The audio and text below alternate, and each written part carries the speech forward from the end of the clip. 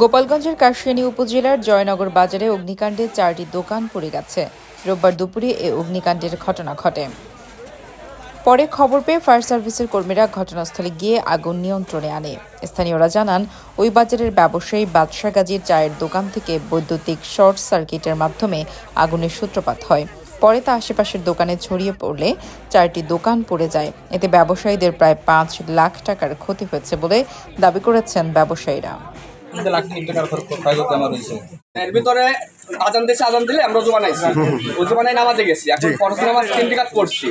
এর ভিতরে হলো মানুষ বাইরে থেকে চিল্লাপাল্লা হচ্ছে যে আমার আগুন ধরছে। এখন ফরজ নামাজ শেষ করে বাইরে আসছি, আসলে কি আমাদের গলিতে পুরো 3টা দোকান নিয়ে আমাদের পুড়ে গেছে এবং আগুন হচ্ছে আমরা পানি দিয়ে নিভাইতে পারি না। পরে ফায়ার সার্ভিসকে ফোন দেওয়া হয়েছে, ফায়ার সার্ভিস আসছে। 1 লাখ টাকার মতো হচ্ছে আমাদের ক্ষতি হয়েছে।